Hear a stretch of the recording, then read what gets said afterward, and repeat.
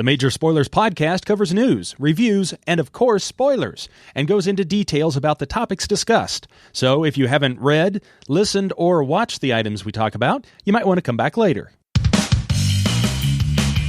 I'm Matthew. Rodrigo. And I'm Steven, and you're listening to the Major Spoilers podcast, the podcast for pop culture and comic fans. In this issue, Constantine is back, Madam Web isn't, Riverdale is hot, and Outer Sue's in Borderland. More cuts at Netflix. The Return of the Creep in Devilland has Devil's Due. Also, doo-dah, doo-dah. Set up the pens and bust out your shoes, because the Major Spoilers podcast is in the lanes. We've already got 3 turkeys, and we're on the air. Welcome to issue 995 of the Major Spoilers podcast. Diving into some manga territory this week. Later in the show, Alice in Borderland, of course. That is what the Netflix series is based on, so we'll talk about that in a little bit. Everybody else is here, so why don't we just jump into some news? HBO Max has canceled plans for a Constantine series on the streaming platform. Once again, cancel your HBO Max subscription, everybody. But Warner Brothers has given the go-ahead for a Constantine movie. Yay! It's a sequel. What? Starring Keanu Reeves. Yes, that Constantine movie. Francis Lawrence is back to direct the supernatural thriller with Akiva Goldsman writing and producing. The first Constantine movie was released 17 years ago and grossed over $200 million at the box office against a $100 million budget. Matthew, I'm sure you have things to say about the Constantine movie. You know, there was a character when I was a child, and Alderman Davis used to come in, and he would tell people that he had very definite opinions. And I do, because that movie was not good. That's really the problem with this, is that this is not a sequel for Constantine. And by the way, they pronounced it Constantine throughout the film. What this is, hey, Keanu is super hot coming off of John Wick and resurrecting the Matrix and all of this stuff. What else can we get Keanu to sign on to revamp and relaunch? And so I've seen this movie 3 or 4 times, and each time I feel like I care a little less, but also, I mean, it's not the massive failure that, internet idiots would like you to think it is. It's not a lol fail. No. I mean, if you look at $200 million against a $100 million budget, it certainly made its budget back. The problem is it probably didn't make its printing and advertising back, which would have been at least another $50 to $150 million for this movie. So that means that it at best broke even. And my guess is it's still on the books as a money loss for the studio. And it burned a lot of the goodwill around the property, not like Howard the Duck level, but definitely damaged Hellblazer and or Constantine as a let's make a big movie person about it. And for me, the frustrating part is this comes out right on the heels of episode 3 of that Netflix Sandman series, which features Jenna Coleman from Doctor Who as Lady Joanna Constantine. But they literally just tell the story from the comic that featured John the Hellblazer. They tell it perfectly straight, right down to the girlfriend. Mm-hmm. And I mean, it's like the most perfect Constantine story I've ever seen on television. And now we're going to get more Keanu, and just wow. Yeah, everybody's excited about it. The internet won't stop talking. Yeah, it's Earth 2005. I mean, I can dig it, but yeah, maybe like Batman, eventually John Constantine will become a plurality of interpretations that you can then choose from and decide which one you like best. Because we've got like 4 different versions of Constantine. You've got the TV series that was on the original Constantine NBC show, then on Legends of Tomorrow. Same actor. You have technically the same continuity. They do refer to things that happened, and they brought back John's boyfriend from that show in Legends of Tomorrow. You have the Jenna Coleman version, as you already mentioned, Keanu Reeves version you already mentioned, and then you also have, and I don't know if it's the same actor on Legends of Tomorrow that does the voice of Constantine on the animated series, but you've got the animated movies, the House of Mystery movies that feature him prominently in there as well. So you've got plenty Wasn't he in the Justice League Dark? Or am I Yeah. thinking? Yeah, of he's in the somebody Justice else? Yeah, he League was in Dark the as well, Justice League yeah. Dark animated. That the DCAU, right? Yep. I Yeah, don't know. that's a whole different character as well. But again, very good. And be aware that if you're like, oh, I didn't know there were animated movies with Constantine in there. Be aware that the Constantine movies are incredibly bloody and incredibly graphic. And be aware of that going in, because if you thought that the blood and violence level in the Keanu Reeves movie was very high, this one like turns it up to like 15 and it's like Turns it up to 11. It's pretty intense. So just be aware of that. All right, Matthew, what else we got? So, you know that there have been delays in superhero movies in general, but also in the Spider-Verse. They are now saying that the Madam Web film is getting pushed back. I think, again, because I want to say that it was supposed to debut next summer of 2023. Sony is now saying they're going to release Madam Web on October 6th, 2023. That stars Dakota Johnson of 50 Shades of Grey fame as Madam Web, with Sydney Sweeney from Euphoria, Emma Roberts from Eric Roberts, Tahir Rahim, Mike Epps, and Adam Scott, who I know from Too Many Cooks, also in the flick. And I'm like, all of you Madam Web fans, I know you're crushed, but keep in mind, there's 12 of them. Patty is a close professional friend of mine. Here's the thing. I talked about this on Finally Friday. Ashley and I were talking about just movie delays in general, especially coming out of D23, that I think it is very... I understand why movie studios are coming out and saying, here's our movie lineups for the next 32 MCU movies, and here's the next 16 Star Wars things you can expect, and here's all the Shazams and the Black Adams and the Batmans that are coming down the pipe, and we've got all this coming. And they give specific years and months and days in some cases. And it's great because it gets fans really worked up. You mean I only have to wait until 2023 to see, this movie? And then 2023 rolls around and people are like, oh man, Madam Web is coming. And they're like, we're actually going to put that off until 2024. And then you do it one time and, fans are like, okay, well, COVID, I can understand that. But you do it multiple times. And I really think pre-announcing exact dates for your movies is bad PR. It's bad PR because it's going to backfire on you as a studio, to the point where we look at these Marvel MCU movies and people are going to go, yeah, those movies aren't coming out on those dates. No need to get excited about this. How about we just wait until the movie is actually in the theaters? And I think that backfires from a PR perspective. Oh, I totally agree. And I think that your big problem is that when it comes to a movie like this, it also, I think, hurts the production, because you've kind of locked yourself into a release date. And then you have like an Edgar Wright situation where somebody leaves Ant-Man, or something bad happens with, say, your Ezra Miller when they're, trying to be starring in your Flash movie. Real life is going to write your plot sometimes. So you're going to have, not even just, worldwide delays and breakdowns in all the systems that we've had in the last couple of years. You're just going to have points where we can't put this movie out right now because X strange thing happened, and it's too soon, or it's too late, or whatever is going on.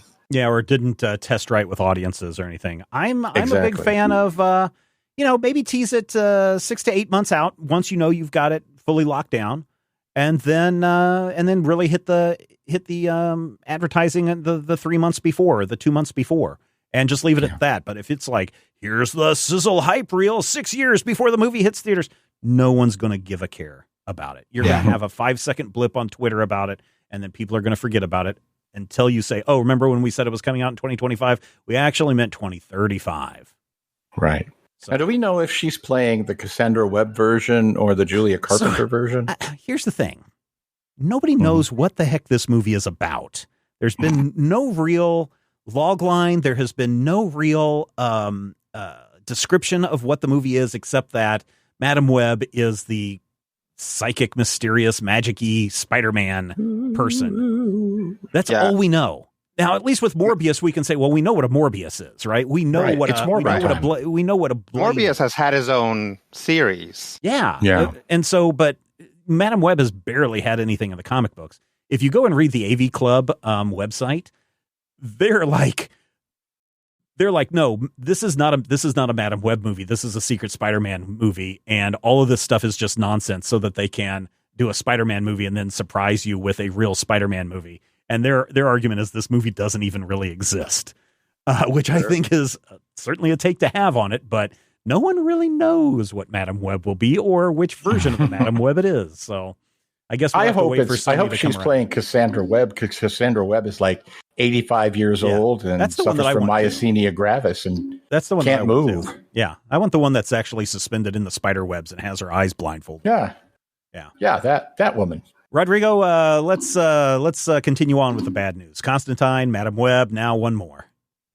All right. Finally, this week, Amazon has announced it will not renew Paper Girls for a second season on its streaming platform. According to The Hollywood Reporter, the show received positive comments from critics and viewers, but it was not a breakout hit and didn't make Nielsen's top 10 original streaming ranking for any of the 3 weeks after its July 29th premiere. While we won't see the show on Amazon, Legendary Television is shopping the show around to other streamers. Which So we might basically see it means move. which basically means that Amazon doesn't have the rights to it and they could move it to another network. I hope for the best, because I think that there was a lot of potential in that television show. They definitely left it on a cliffhanger that made you go, okay, what's going to happen next? Can't wait for season 2. Amazon may not have renewed the show because a lot of people, including me, mistakenly said it was on Netflix multiple times. You did. I remember that. Multiple times. I was like, oh no, this is a great Netflix series. Way to go, Netflix. I don't know what you guys' algorithm is like, but I got nothing on Paper Girls. Like, the only reason why I knew it was around is because I think my what is it called? My Google TV guy, my Chromecast, like had it up for a little bit, but I watch over-the-air TV, and I also spend a lot of time on YouTube, and I never saw anything about Paper Girls. I mean, they spent $1 billion on Rings of Power. How can they be expected to spend anything on advertising a show about girls? Well, Rings of Power is also about girls. The main character is Galadriel. I did see something about it, but it's also, I have an 18-year-old in the house who watches Netflix and Prime, and they just jump around and watch whatever the cool thing is. But that's what I'm saying. Yeah. I watch TV like a 17-year-old kid. Like the stuff that I watch, I've been watching Owl House. Yeah, that's good, isn't it? That's probably actually awesome. Skews younger than that. Yeah, maybe that's why I didn't see anything about Paper Girls, is because they're like, oh no, whoever's watching TVs in this house is actually too young for Paper Girls. Yeah, they're not over 17. If you like Owl House, Rodrigo, please watch Amphibia. I'm going to watch Amphibia. It's on the list. It is so good. Yeah. And then watch Gravity Falls and Big City Greens, and then you will be in my world completely. Well, I've seen plenty of Big City Greens because it was on while I was working at a particular site, so I watched a fair bit of it. So the thing is, I don't dive into Amazon, the app, very often on my streaming device, on my Apple device. But every time I do, and the same way with Hulu, and Hulu's owned by Disney at this point, I find the Amazon Prime app and its navigation poor, difficult at best. Yeah. Poor at best. I agree. It is a bad user interface. And so when I go in to look for something, it takes me a while. I was kind of keyed into Paper Girls when it was in production, when it was originally announced, when they said it was coming. I had seen the trailers and everything, and so I was very excited about it. But again, I forgot that it was on Amazon. I kept waiting for it to show up on Netflix until I was like, where is this again? I had to go and see it was on Amazon. Then I had to go and search for it on Amazon. I think it was the first weekend that it appeared, which is when I watched it. I remember seeing it on the front page of Amazon's app once. And so I don't think that they heavily promoted it. And of course, when you got people like me saying it's on Netflix, then, that further complicates things. Yes, it's totally. Whenever I need something on the Amazon, I literally have to tell my remote the name. I have to say blank Amazon. We just got finished watching the new season of Making the Cut because my family loves Tim Gunn. And, literally to find it, I had to tell the remote Amazon Making the Cut, and then it could find it. Yeah. And it's just, the only thing worse than Amazon's is Peacock's. Yeah, I've stayed out of that one too. Peacock's navigation is just horrific. So my main services right now, obviously I'm on the Apple system. So I've got, the Apple Plus. I've got Netflix, Amazon, Hulu. Mm-hmm. What's another streaming one? On Netflix, Hulu. I think that's it. I did have HBO Max. Got rid of Peacock. that. I don't have Peacock. I thought about getting into it only because it had Premier League for soccer, but then we talked about it. And it's like, well, we really don't need Premier League because we can find it in a bunch of other places. We had you got the Disney Plus. Oh, we do have Disney Plus. That's the other one. But we got the Disney Plus and Hulu bundle, and I think it throws in ESPN. Yeah, I need to do that because we were on paying each one of those separately, and then I canceled ESPN Plus, and then Hulu. The price for Hulu goes up this month, next month. Maybe it just went up a whole bunch for the non-commercial version of Hulu, and so I'm probably going to cancel the Hulu and then go to Disney and say, what do I need to get these in a good bundle together? Because we still like watching soccer on ESPN Plus. So right. But yeah, it's Amazon is of all the ones that I use, Hulu is probably the second most difficult one to navigate, but Amazon is really most pathetic. But anyway, Paper Girls. I like the show. I hope you find a new home. Why Legendary hasn't launched its own streaming service? I scratch my head on that at the moment. It's tough. Anyway. Yeah. Dear listeners, you can join the conversation about all of these stories or more over on our Major Spoilers Discord server. You can join the Major Spoilers Discord server absolutely free. It doesn't cost you anything. That's what free means. The only thing it costs you is your effort, energy to click the button and sign up. And the cool thing is you get to join our Discord server for free. And there's all sorts of awesome people hanging out, waiting to have fascinating conversations with you. Whether it is about Rings of Power, it could be about Paper Girls, it could be about video games or miniatures painting or toys or whatever it may be. You want to go and hang out with our awesome fans over on our Discord server. You can find the link in the show notes, and you can find, I don't know what the gifts are this week that people are using. I think it's cat gifts, although they've branched off the main general channel to include a memes subgroup, and they've been dropping a bunch of stuff in there, but it does look like, cat gifts. Cat gifts are there waiting for you, and we've definitely had some new people show up in the last couple of days. So what are you waiting for? Go and check out our Discord server. We are patiently waiting for you. We're there with open arms. Come to us, dear listener who has not joined. Come. All right, let's do some reviews. What do we have this week? It looks like everybody is in line with things going forward. So how about, I just had a conversation today about the CCA with my Intro to Electronic Media class and how industries try to protect themselves from government censorship and control by self-censoring. And of course, while simultaneously screwing with the creators they hate. Yes, exactly. Which we did bring up the EC Comics, which is perfect for Creepshow, Matthew. So what's Creepshow is back, and it's over at Image Comics. Creepshow is back, and when we say back, we mean really in comics for the first time. Yeah, because Creepshow is a movie. There was actually a quote-unquote graphic novel released that I think adapted the Creepshow movie, but this is the first. Yes, I had that monthly. Yeah, I have it too somewhere. The first monthly regular Creepshow comic, and so here it is. Now, I want to preface this by saying, I'm a huge old school EC fan addict. I love the EC books. I wish I could afford more of them. They are among the things that I don't have the money to play. I would honestly say, Matthew, if you're wanting to get those, maybe you have some of these. I think I have collections. The collections that IDW puts out are really good. They're really nice collections. Yeah. Is it IDW? I think it's IDW that puts those out.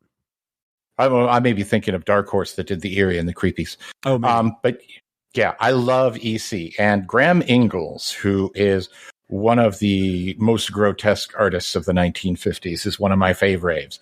So I say all this as preface to let you know that I am A, not a squeamish dude, B, a fan of horror comics, and C, not necessarily somebody who looks and goes, that's too bloody, that's too gross, that's too weird. You know, we watched Final Destination movies when my kid was 12 or 13 because they were totally into it. You see people chopped in half. And you're like, oh, that was a really cool effect. I want you to know something important about Creepshow #1, you guys. This is gory. This is horror-y. This is bleak black horror with some blood and some guts. And most importantly, unlike the old EC books, unlike Rod Serling's work, it does not have happy, endings where people learn a lesson and go on. This is horrific, and I kind of loved it. The two stories that we get, the first story is actually written and drawn by Chris Burnham. And Burnham's story is a story of Halloween. It's 3 kids who are out trick-or-treating, one very young boy and 2 slightly older boys who goad him into doing something stupid, which may or may not bring into play the evil ghost of one of the wicked neighbors. And it features not only, blood and gore and guts, it features a very graphic vomiting scene. It features eyes are popping out and some things in there that I'm just like, man, was that almost a yard too far? And then they get to the ending. And the ending of this first story, man, if I thought it was a yard too far, the ending just doubles down, throws all the money on the table, shoves the pot into the middle, and says they've called. And I was so mad that I was happy. I hated that I loved that story. It's a real Gary Blauman issue. And then we get to the second story, which is written by Paul Dini, a huge name in Stephen's life. He loves himself some Never Paul heard Dini. this guy. Who? Paul Dini. Paul Dini, he wrote I Dream of Dini. You remember? Okay. Owl Dinah? Oh, yeah. Okay, now I know who you're talking about, Rodrigo. Sure, thanks. Right. Sure. With art by John McCrae. Shut up. Okay, so here's the deal about this second one. The first one, I was like, boy, that was just a mean-spirited little poison pill, right? It also features a character dressed as Marty McFly for Halloween. So, this is just aimed directly at, this might as well be called Creepshow, Steven Schleicher of Kansas. I don't like scary stuff. Oh, no, you should. This is for you. It's for you. The second story is just called Shingo. And boy, Shingo feels like an EC Preachy, except, imagine, okay, so I want you to take a moment. I want you to think about an old school EC Preachy. Yeah. And I want you to imagine it. Don't draw tick. Drawn by Dr. Seuss. Okay? Yeah. But co-written by the team of Rod Serling and the guy who wrote the second Planet of the Apes movie. I can't remember his name. So imagine all of that and put that all together in your head, right? And say to yourself, okay, what is that going to be like? And you're going to say, will I like that? And the answer is yes, you will. Because it is just so dark, so mean-spirited. I've talked about Image Comics' Ice Cream Man, which is one of the few ongoing monthly horror anthologies right now. And the thing that keeps coming up when I talk about Ice Cream Man is it's a mean-spirited little book. When I get done with it, I feel like, that book had a bite, and it wasn't necessarily a friendly bite. And this story is just darkly funny and horrific, and also features a character who goes from hilariously goofy to terrifying, like split second, to the point where it's almost as though he's drawn by Chuck Jones. Okay, so it's drawn by Dr. Seuss and Chuck Jones. Okay, so yeah, really, really a good 5 slices of meatloaf for Creepshow number 1. The movie, if you recall, also had really, really mean-spirited stories. And a very early appearance by Ted Danson, who was like 12. So if you want to see a 12-year-old Ted Danson, go watch the movie. Then read 5 Slices of Meatloaf in Creepshow number 1. I don't want to spoiler it for you guys. I just want you to know this is really quality. And even if you don't like scary stuff, actually, if you don't like scary stuff, don't read this. Never mind. I was going to try and tell you, but no, I'm sitting here going, you're just going to have to rock me to sleep tonight. So, yeah.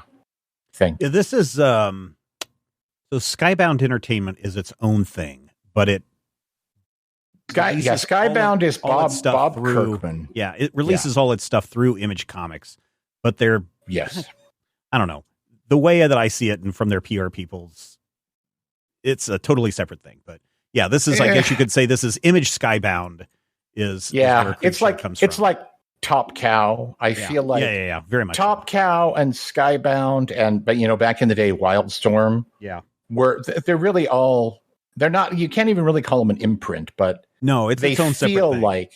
they feel like, a classic Vertigo to DC, but also without that corporate ownership. Yep. I always think of a Skybound book as an image book just because it's always got the big eye on the cover. Yeah. All right. That was Creepshow number 1. Also continuing on with our spooky tales. Ooh. It's the Chilling Adventures presents Weirder Mysteries from Archie Comics, anthology series of strange paranormal happenings in the city of Riverdale. And I'm very mixed on this because we get 3 stories in here. The first one is Betty. You know her from the other Chilling Adventures where she's Betty the Monster Hunter. Here she is Betty the Monster Hunter, but this time she's going after aliens because a UFO has crashed. And she knows that there were 2 dead bodies on the ship, but there were 3 seats. So she and Archie are going out hunting the missing alien, and they go into Pop's chocolate shop and are accusing everybody of who could be the alien until we find out the real answer there. And that one is really good. It's probably the best story of the 3. Then there is a what's the Alexander and Alexandria? There's a story with her in it, which is not very good, and you have to almost read it a second time to see where it's going. It's very much a Twilight Zone type story. I didn't care for it. And then the third story, to be honest, I can't even remember what it was about. I didn't find it to be that interesting at all. So I come away from this with a very mixed bag of, on the one hand, the first story is stellar. And if all the stories had been that good and that fun, then I think this would get a much higher review and much higher Meatloaf rating from me. But I can only give this like 2.5 slices of Meatloaf. Like I said, first story is fantastic, wonderful. And as I read this, I was like, oh, so this is where they're going with this. This is going to be a lot of fun. And then I got to the second story and I was like, oh, okay, this kind of makes sense. It's kind of forced. And then the third story, the ending seemed super, super forced, where you had to do a big stretch to get to the end of it. So take it for what it's worth. If you like the Chilling Adventure stuff, then this is definitely something to check out. It is $3.99, and if only one of the 3 stories is good, then it may feel like it's overpriced. But if you want Chilling Adventure stuff, because we haven't really had much of it for the last 6 years, this may be the best place to get it. I wish I could say more great things about it, but unfortunately, I really can't. So I feel like 2.5 is probably being about as generous as I can with Chilling Adventures presents Weirder Mysteries. It is out this week from Archie Comics, which is, a little disappointing. I don't know. Rodrigo, you're jumping a couple of weeks ahead into October, something that Image Comics has been kind of hyping. We've got several sneak peeks of this on our website. It is Dark Ride number 1. Yeah, let's all do spooky comics today. Yeah, woo-hoo. Dark Ride number 1 is also a Skybound book, but published by Image.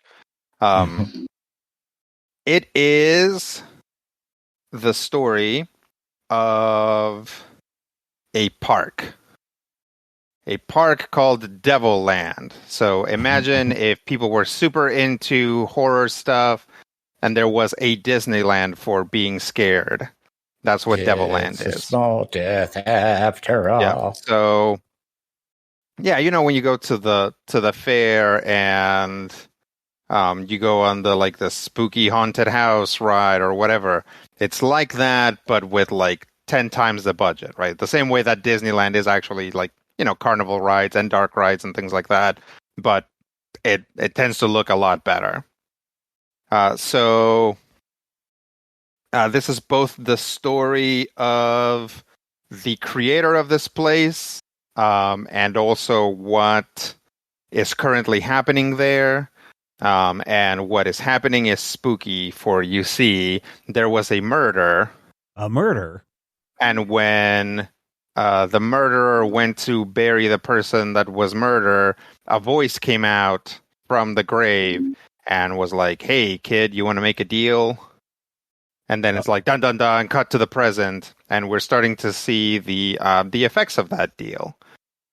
It's pretty interesting. The art by Andre Bresson Poisson, I don't know, is really good. If you've read Birthright, I think he's the guy that does that.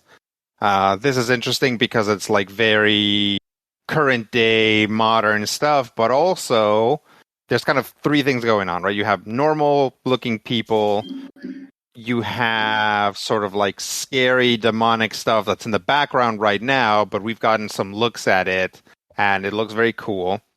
And also, because it's a theme park, there are like goofy looking like devil characters around, like mascot type stuff, like you would have, like you would run into Goofy at Disneyland kind of stuff. Yeah. So the design on those is pretty good. It's cute. It's creepy. And of course, once you start seeing the creepy stuff happen more and more, it just like those same designs just get creepier, right? I really enjoyed it. I'm going to give it 4 slices of meatloaf. I'm looking forward to what comes next. When October rolls around and spooky stuff is all over the place, take some time to look at Dark Ride number 1. I do like that this time of year, everybody is just like, hey, let's get our horror comics out. Yep. And you get earlier and earlier too, just like everything else, right? The moment, like it's like September rolls around and it's like, the first leaf falls from the tree. It's like horror season's here. Everybody get your horror comics out. Like get pumpkin spice and Halloween. Yep. I mean, I love the season. It's my favorite time of the year. But I just get tickled where it's like everybody has a horror comic, which is good. But I wonder, should we have like horror comics all year round? I mean, we did have Archie Zombies, and I don't know, for 6 months now, Ice Cream Man. For the last 6 months or so, we've had DC versus vampires and DC versus zombies. Deceased and literally DC versus vampires as series. Well, presumably, most of these comics you hope are going to be monthlies, right? Mm-hmm. So all that's going on is they're getting kicked off in Halloween times to sort of ride that wave, and after that, presumably that should carry you at least through Christmas. Yeah. Right. Chilling Adventures is a one shot. Creepshow, I think, is a 5 issue. It's been solicited as an ongoing, but I don't know if that means ongoing. Then Dark Ride is also a limited. Yeah, it's series. a limited. Yeah. So get it while you can. Also, you can get it in trades. Also, you can get these comics via our Amazon link over at in the show notes. It'll take you over to the Amazon website. We get a little back, and when I mean a little, I mean literally like pennies on the dollar. Anytime you make those purchases, but a little bit helps, and it all goes to making sure that this show continues week after week and month after month. And I do want to thank everyone who took the time to download and listen to this week's show and all the shows on the Major Spoilers Podcast Network. We don't have any new patrons this week, which is concerning because we did have several people cancel, but we do have a deal going on right now. When you sign up for a full year, so that's one of the things that you can do over at patreon.com/Major Spoilers. Instead of paying monthly, if you want to just pay a full year in advance, you can do that. And we've got an 8% discount, which is essentially paying for 11 months and getting a 1 month completely free. And with Drifters back and a bunch of other things that are going on over on our Patreon page, now's a perfect time to join up, especially at the producer level. A lot of our producers on the producer level sign up for the year in advance. And the new Torque t-shirts are in production right now. So this week is a perfect time for you to join us over at our Patreon page, patreon.com/Major Spoilers. And when you do sign up, we will give you a shout out right here in this part of the show. And we want you to join our growing community. So what are you waiting for? Become one of our superheroes at patreon.com/Major Spoilers. Boom, booty, boom, boom. Dun, dun, dun, dun. I don't know. So I'm going to put this right here as a little, hey, heads up, things that we're doing with some Patreon integration. Okay. If you are over at the Major Spoilers website, I'm going to attempt this week to put the Major Spoilers pre-show over on the majorspoilers.com website.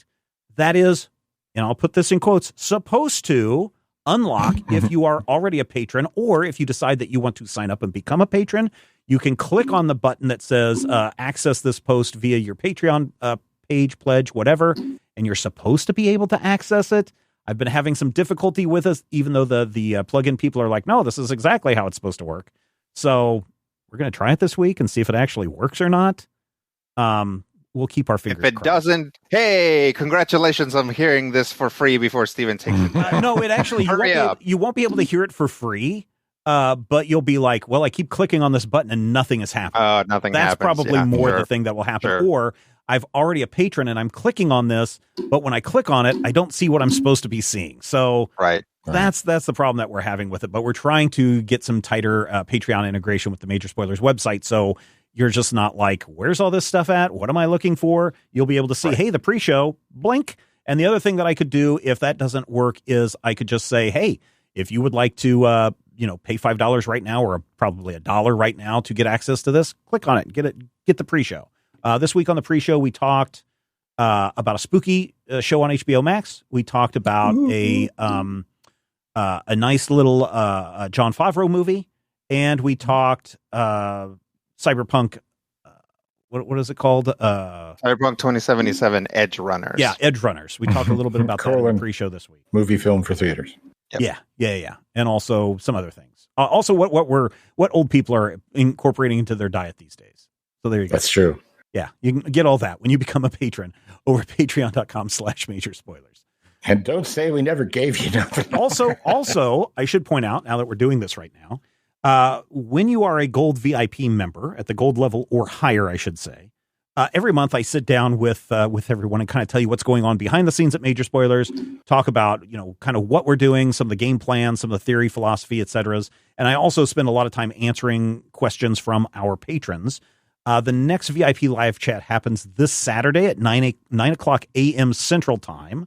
So it's bright and early in the morning, and it's on our Discord server. So when you become a patron, you unlock secret channels on the Discord server, including those exclusive for our patrons. And I'll just pop in there. We do an audio chat, and I'll spill the beans on a bunch of stuff, including what's going on with this Patreon thing, and probably something you heard at the very beginning of the show and said, that's happening now? Yeah, it's definitely happening now. And I'll talk about that this weekend, Saturday, for the VIP live chat. And then I guess one other promo plug, Friday this week, Ashley and I will be sitting down and doing a One Question Friday, where we're going into the Finally Friday Discord channel, and we are picking one question, and we're going to spend the entire Finally Friday talking about that. There have been a couple of questions submitted already, which are very good contenders, but we'd like to see a few more questions show up there so that we have a nice plethora of questions to choose from. So get over there, ask a really good question, and that may be the topic for this week's Finally Friday, which is on our Twitch channel, twitch.tv/Major Spoilers. That show happens live 4:30 p.m. Central Time. So a lot of things going on besides just the Major Spoilers podcast. And that's why we say, if you enjoy this show or all the shows in the Major Spoilers Podcast Network, because we certainly got a lot of them. So anyway, there you go. Good times. Things are really moving. Things are really moving and hustling. I'm more busy now than ever before. We just launched our, just in time for Halloween, Rodrigo, we launched our Dunwich Horror audio book reading from Dr. Bradley Will, which has been going very, very well. Apparently it is the number one audio book podcast in like Brazil or something like that. Yeah. So it's just like, oh, that's pretty crazy. But that's a lot of fun. That should conclude on Halloween. So we kind of timed that out just right. So you can listen to the whole thing on Halloween.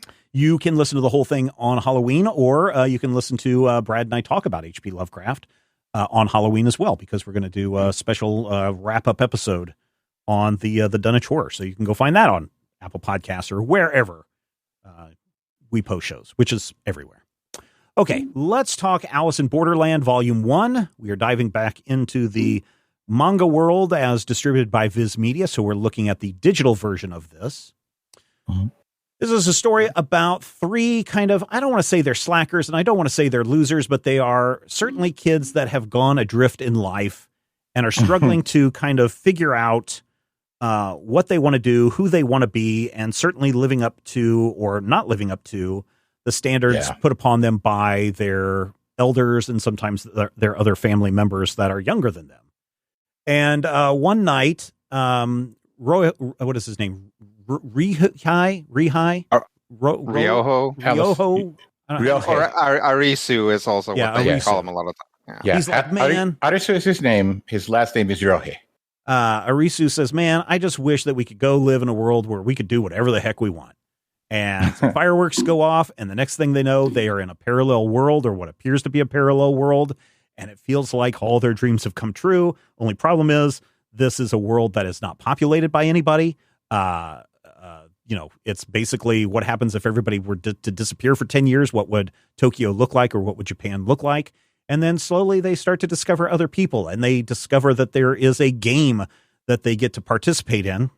I guess get to participate in is part of the horror of this book series. But if you don't play the game right, you're going to die. If you do play the game right, you get a little reprieve, and you may also get a playing card. And a little spoiler alert for those of you who have not read ahead or have not watched the Netflix series. Supposedly, if you collect all the cards in the deck, that's how you get home.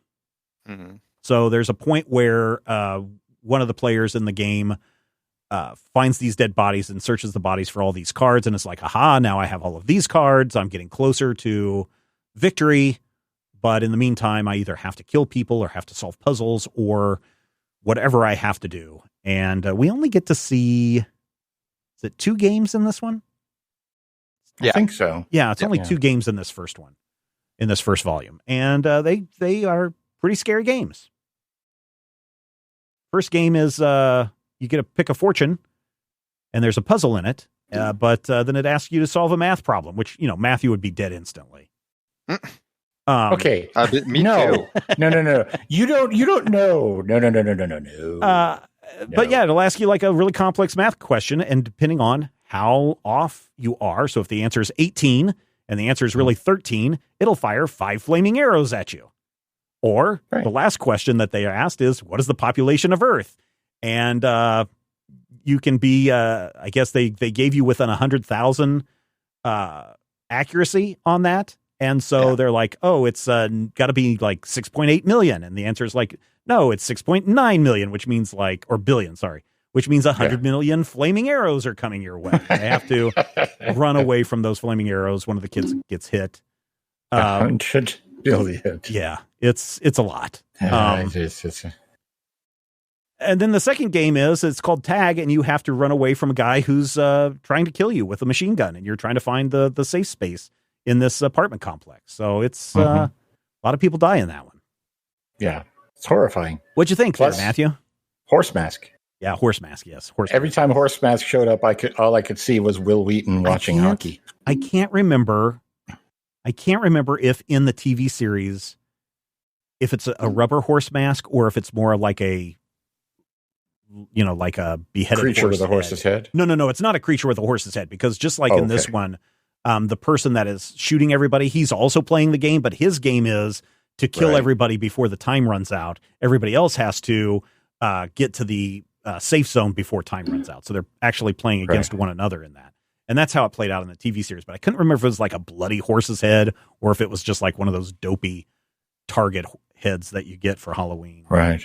But that one is very intense action in that game. Yeah. I had always heard this referred to kind of in the same breath as Battle Royale.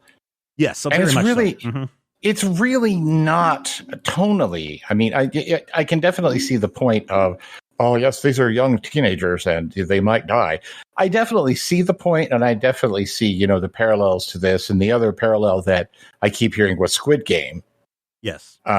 So I can definitely see that, but I also feel like this is kind of its own beast, and it's really interesting. It's really weird to me that the characters are like right around 18, and one of them actually is a bartender, which I think means he's over 18. I don't know.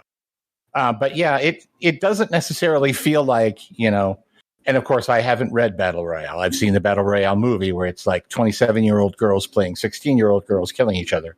So, I feel like the parallels there to the story aren't necessarily the important takeaways for me of this. And I went through this whole thing, and I'm like, what I really remember are just momentary, like, nightmare images or, flash sequences where you're like, hey, that moment where they're all talking about, oh, we're almost out of school. What are we going to do?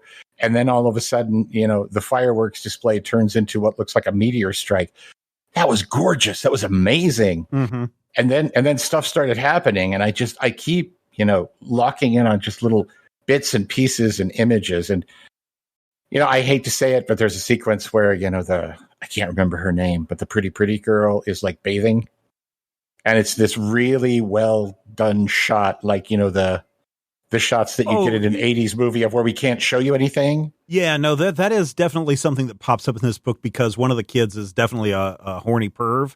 And so there's a lot of horny perv stuff that goes on. So you see some very risque imagery at times in this book. Always have to have the horny little weirdo in these kind of stories. And Chota takes that role here. But I also feel like even that, it doesn't necessarily feel like we're dealing with the regular list of characters, because sometimes you'll get in there and here's our designated hero character, here's our designated stoic tough guy, here's our designated weird little creep, and this doesn't necessarily feel like that. To me, it felt more nuanced and more like impactful on kind of a tonal, you're going to be creeped out way.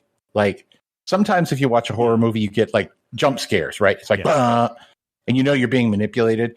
And other times you just sit there and everything just makes you unhappy and nervous. And it's a different viewing or reading experience.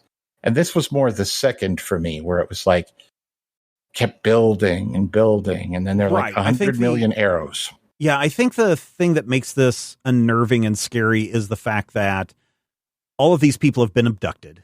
Right. Mm-hmm. There's been some kind of time dilation because while everybody supposedly was taken on the same day, a lot of these people have been here for much, much longer than everyone else. And then this idea that these games that you're supposed to play look innocent, but can be super, super deadly at a moment's notice if you don't pay attention. And so I can see where, and as I read this, I was like, oh yeah, I can see where people can compare this to Squid Game because, granted, Squid Game came much after this. Squid Game is Korean. This is Japanese. So there's differences in there, but, and I don't want to spoil too much, but there's a reason why all of these people have been brought here. Mm-hmm. And it's not as some kind of weird punishment like we've seen in Creepshow or we've seen in Dark Ride or we've seen in Chilling Adventures Presents. It's not like, oh, you made this wish, now here's the horrors of your wish. It's something that is, once you find out, you're kind of like, whoa, that's evil. Yeah. Squid Game was about adult anxieties. It was about, having enough money to support people or take care of your family. This is definitely about teenage anxieties. Well, and just being able to kick even survive. harder. Being able to survive. And it's unfortunate that this first volume only goes into the first two games, because the games after this volume get much more intense and much more serious. And they kind of explain it like, diamonds mean this, heart means love, clubs means athletic, or, whatever they are. And so each time you go into a game hoping that you're getting the next card that you need, the higher up the card in the stack, once you get up to like a king of I forget which one is the killing one, the spades maybe. But when you get up to that level, that's one of the hardest games that you can compete in, and that you're going to have to kill people. And so throughout this series, people are really pushed to their limits about, what can you do and what are you willing to do? Right. And so it's like, Matthew, would you ever kill somebody? And Matthew might sit there and go, well, no, I would never kill anybody. But if it was life and death, or if it was a matter of, you being chopped up by a laser or being blown up by a grenade or somebody else doing it, you might get to the point where you're like, you know what? Screw the other guy. I need to survive.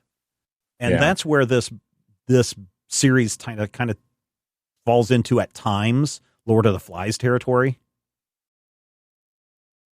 You don't get that. You don't get that in volume 1, unfortunately. But as the series goes on, it definitely feels like at times it goes into Lord of the Flies territory.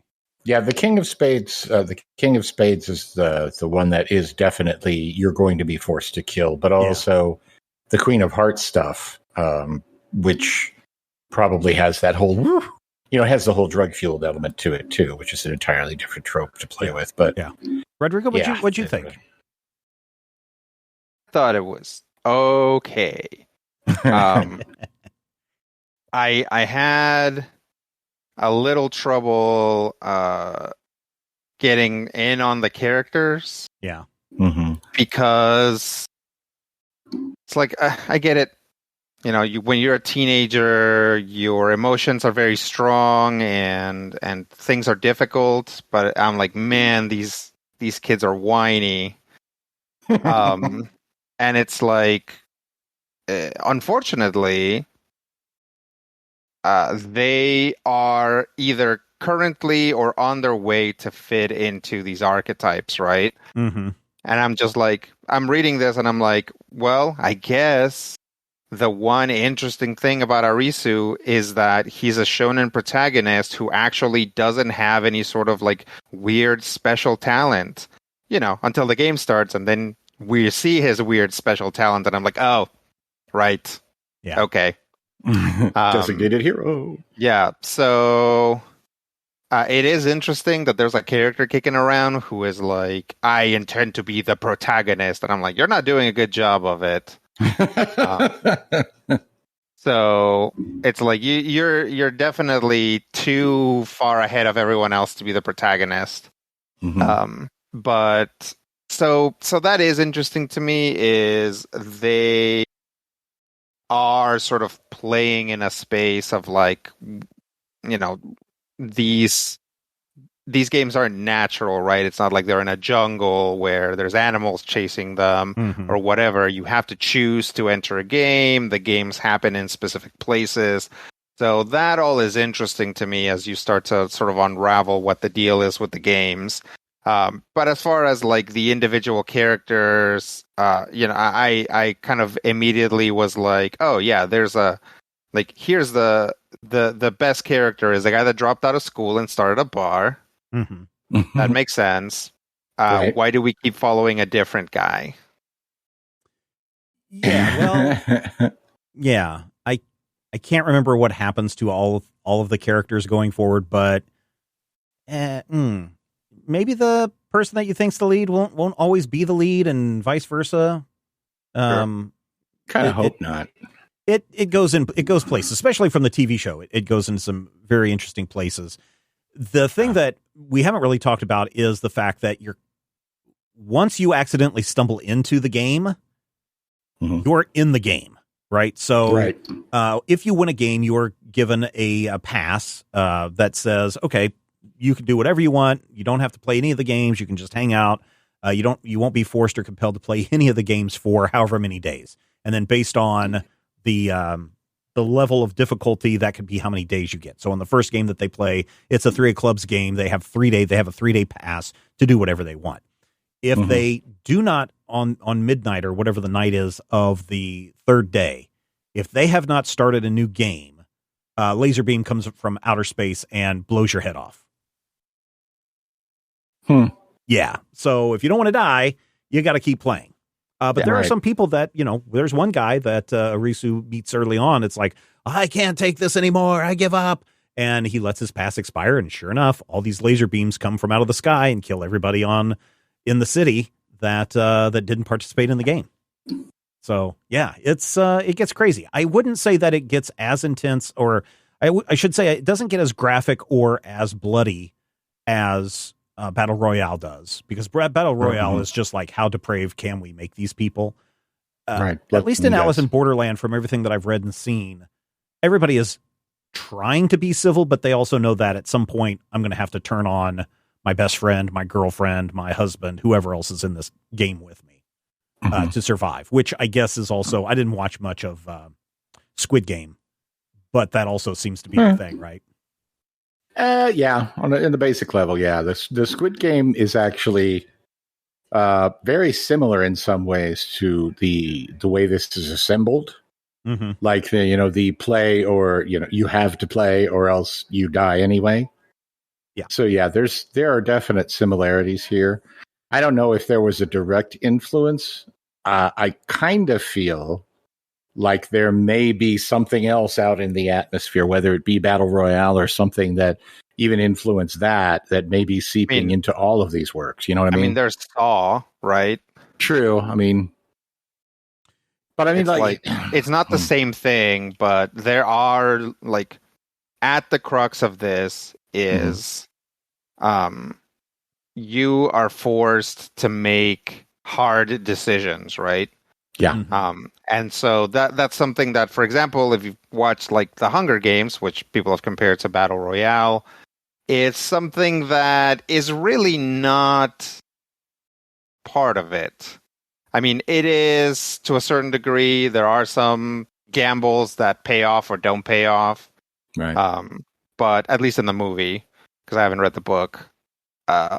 So this is actually, again, something that's more like Saw or more like, just a story where, if you remove the fact that the characters are moving around and playing these games, it's like you have two options. You can either die or kill someone else, right?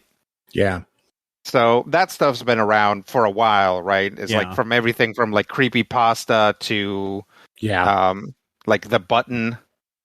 Mm-hmm. Oh yeah, The Button's a really good example. That is an excellent example. The story came out in like 60 something. I think it's at least that old.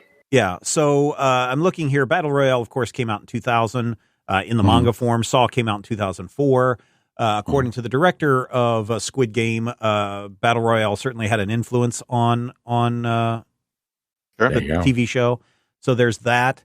So yeah, I think people look at. I mean, The Button is, I think, a fascinating story. Not as fascinating a movie, although the movie's fine. It's not going to. It obviously didn't win any awards. Right. But I think we look at Battle Royale and people are like, holy crap, this is, what happens when you force people to do these things. And of course, then you see Saw and you're like, oh, look what happens when you force people to do these things. I think that all of those things do kind of build up to Alice in Borderland, which came out in 2010. So this is 13 years old from the original publication. Right.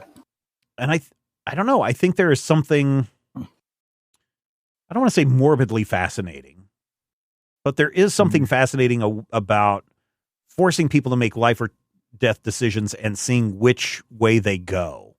Yeah, I feel like morbidly fascinating is exactly the right phrasing. Yeah, there's,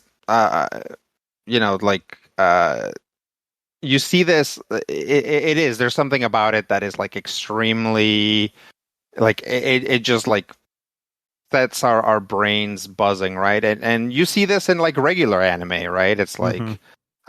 There's a character who like gets trapped, like his leg gets trapped somewhere or his arm gets trapped somewhere and everybody else has to leave.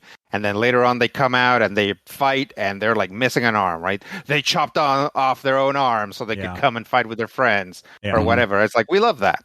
Yeah. Like people love that. That's like, it immediately turns the character into a badass. Like there's just like so many things. And there are like all these little tropes that in regular action media and regular like anime that's not like this and manga that's not like this, you get every once in a while, but this is all about it, right? This is all about sort of like those choices and like, do we make the choice of sticking together? Do we try to go on it on our own?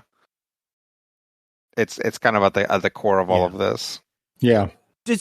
So are you guys interested in either reading more or experiencing more of this story? The main reason that I would be interested in more, and this is going to sound harsher than I want it to sound, is that at the end of these, 320 odd pages, 390 pages or however many. Yeah, whatever it is. We've gotten to the point where we're just finally assembling the things. We get to a point where character shows up and he's like, oh, my name is Cheshire. And I'm like, yeah, your name is Cheshire. Shut up. And you've gotten to the point where you've really, beaten us with this Alice in Wonderland kind of theming, but it hasn't really gone anywhere yet. And I want to see. That's my biggest frustration too, is by the end of this volume, I really expected more of the character and character development to happen, which probably doesn't happen until you get done with 3, maybe volume 4. No, it's like 500-600 chapters long. So, you have to read this series every week for 17 years before you get any of that. But, and again, that is not me complaining. I shouldn't say it like that because that makes it sound snotty, like I'm trying to say monthly comics are better. No, but I think that is the problem, though, right, with this, is that you do have to, and I don't feel like this volume that we're given feels padded. Maybe a little bit. This volume moves okay. Yeah, it moves okay, but this is something that you're reading weekly in a lot of cases. And so there's a good chance that we've seen newspaper strips where they pad out the story or they draw something out way longer. This doesn't feel like that, but I also feel like by the time I got done with this first volume, I was left unsatisfied.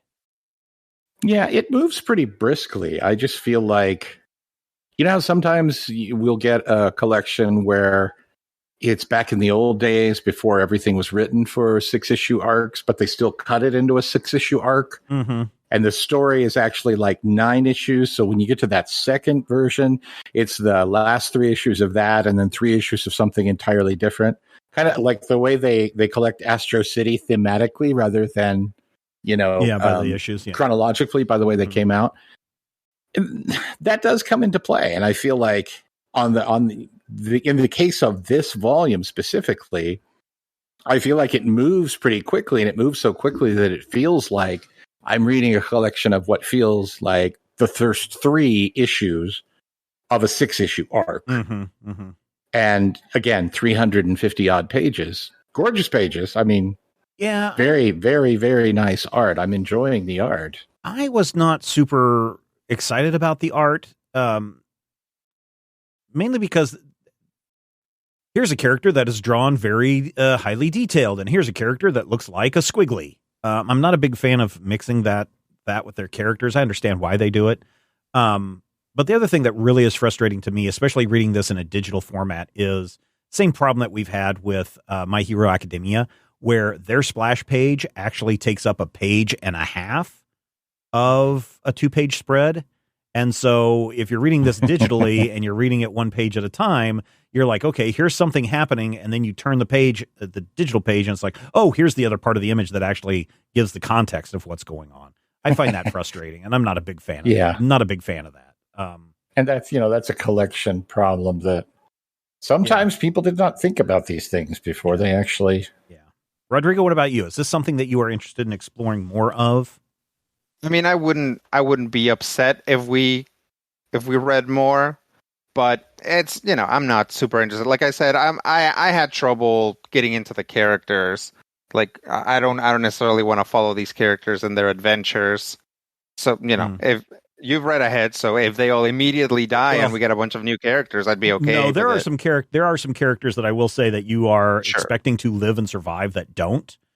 Sure. So I don't want to spoil too much. What I was going to suggest is that you guys go and check out the first season of the Netflix show, because essentially the first 2 episodes are this volume.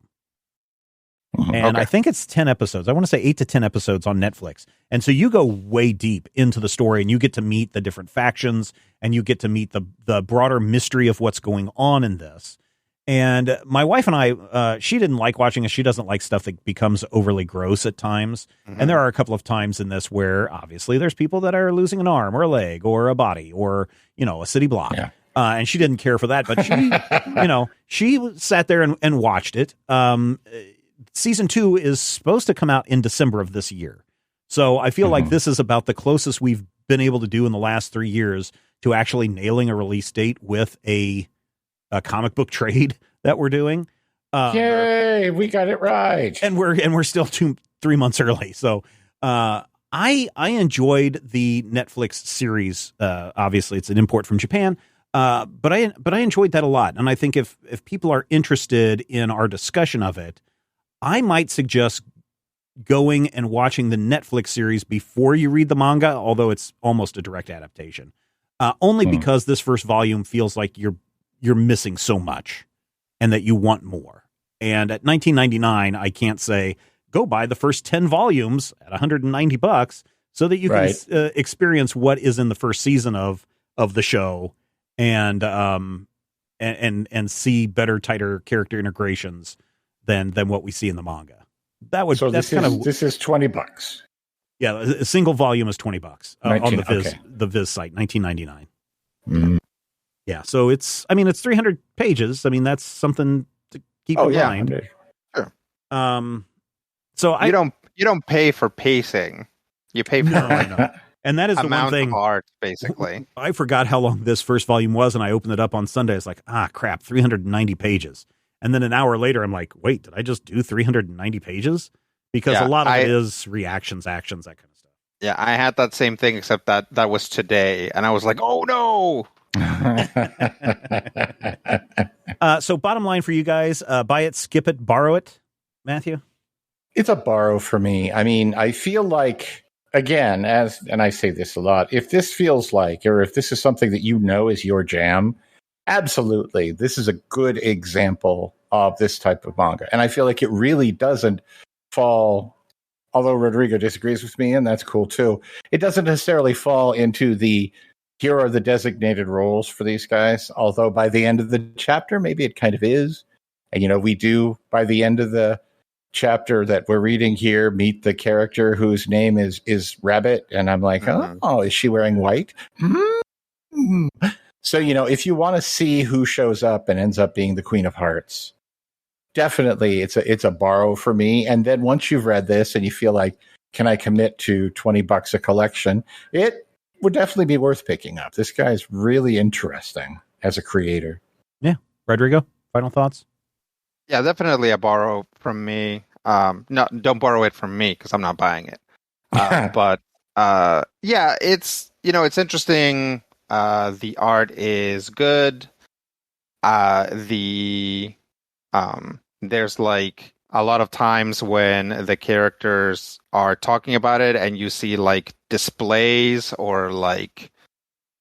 It's like you can see they'll show you a kind of like a blueprint of the building and where every character is in a building and stuff like that. That stuff is interesting. Yeah. Formally, this is a perfectly good book, but I couldn't get into the characters. Yeah. So definitely borrow it from a friend or the library or your friendly librarian, and that would be what I would do.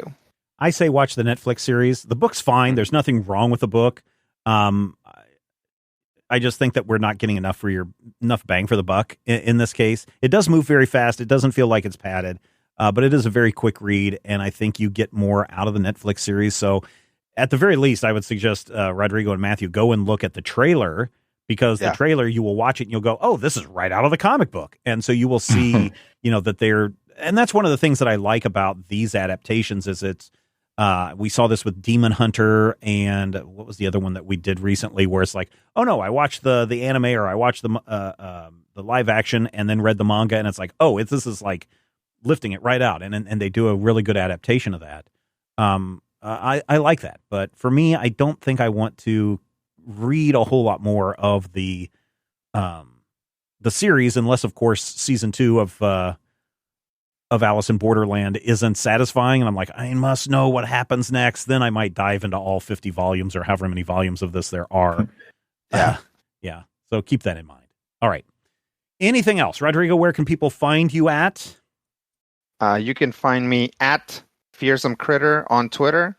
And also nowadays I'm live streaming once a week. You can go to twitch.tv/LPikachon. And find me there as well. And Matthew, where can people find more of you? People can find me at, is it Mighty King? Yeah, at Mighty King Cobra on the Twitter. I also need to ask people a special favor, since I'm now not working on Tuesdays. If you can hassle me on Tuesday and remind me to come on the internet and do entertaining things for you at lunchtime, that'd be great. All right, that wraps up for this issue. Thank you so much for listening. If you found value in this show, and that's the thing that we are most interested in, is if you found value in the show, we would love for you to join us over on our Patreon page and give a little value back. Hopefully equal. So if you found that this show was worth $2 of your value, then sign up at the $2 level. If you thought that this was a $5 show, then sign up at the $5 level. If you think that everything we do is awesome, become a producer. Get yourself a Torque t-shirt coming out very soon. Also included, as I mentioned earlier, the Major Spoilers pre-show. We do talk about Confess Fletch and a whole lot more. You can find that at patreon.com/Major Spoilers if for some reason the website isn't working correctly. But until next time, we know that you love comics. We do too. And we will talk with you soon. If I had the X-ray vision of a Superman, I could save a few bucks and stand around and read through the covers of the comics on the stand. But although every other page would be backwards, I suppose, I could still read the evens and the odds. Well, I don't know. Guess I haven't thought this all the way through. Plus, as soon as the comic book store guy knew, they kicked my butt out on the corner. What a major spoiler. What a major spoiler. Think about a better way. If I was hulking green or gray, I could just bust through that brick wall, take their comic books away. But then the little meat would deal with all the tanks and bombs and guns. Have you ever tried to read a series with all that going on? Guess I need to rethink this plan. How would I back and board my comics with such huge hands? Guess I already told ya. What a major spoiler. What a major spoiler. Yeah, yeah, yeah. What a major spoiler. What a major spoiler. If I'm Stark Raven, it's like a man of iron. I might not be surprised to find that I might actually have the heart cold to follow an entire storyline. But would I really even need to read up on all those escapades? I mean, who needs such distractions when your sister's such a babe? But the downside is such a beast. Being shot up in a fun bee in the Middle East with a gang sign throwing soldier. What a major spoiler. What a major spoiler. Yeah, yeah, yeah. What a major spoiler. Whoa, whoa, whoa, whoa. What a major spoiler.